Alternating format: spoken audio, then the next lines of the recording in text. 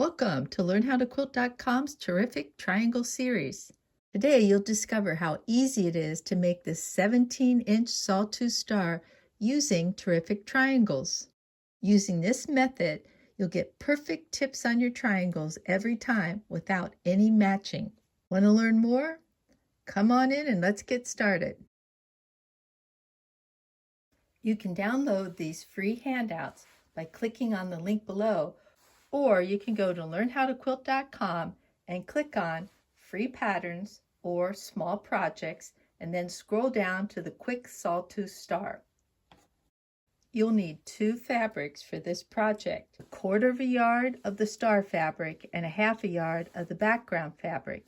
If you decide to make a pillow, you'll need 1/2 yard of fabric for the backing and another 1/2 yard for the batting. Now you might be saying, that doesn't look like a 1/4 yard, and this doesn't look like a 1/2 yard. You're right.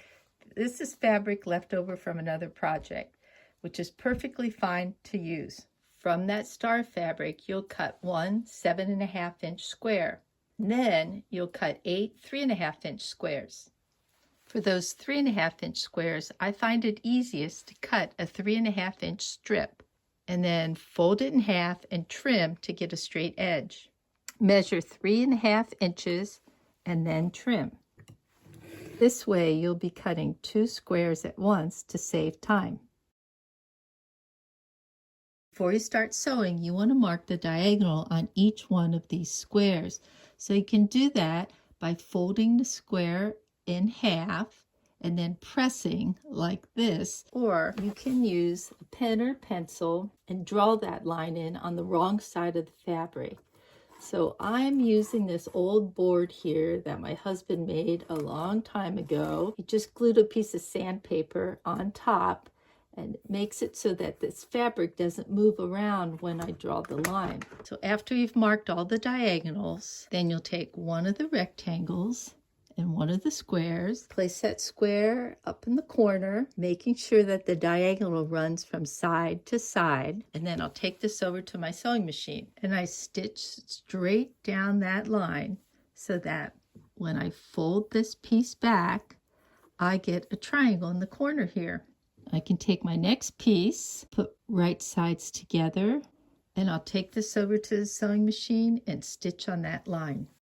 I've stitched on this line, and when I fold this back, I've got my second triangle here. Now I have the option. I can either leave this excess in here, or I can cut it out, which is what I usually like to do. And then I save these for other projects. So you want to make 4 of these units.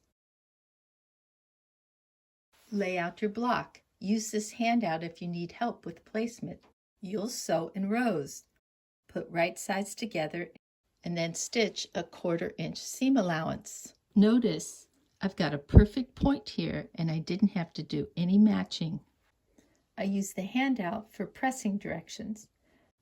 Then I put right sides together, stitched, pressed, and laid out the block. And here's another perfect tip on my terrific triangle. And now comes the hard part. The only matching that you'll have to do on this star are at these 4 intersections. So put right sides together. So I've got to match this intersection here. And because of the way I pressed, where there's what I call a hill over here and a valley here, a hill here and a valley here, when I push those up against each other, they sort of nestle in there, and then I'll pin. And I'll come down to the end here and pin. Let's get over to this other seam. Once again, I've got a hill and a valley, a hill right here and a valley. I put those together. The 2 hills push against each other. And those seams will nestle in together. And I'll pin. Let's pin once in the middle here, and then over here on the end. So it's ready to go to the sewing machine. I've stitched this line, and let's check. This intersection looks good. This intersection looks good. Here's perfect points on these triangle tips. And I'll repeat with this row. Here's my completed star with perfect triangle tips all the way around.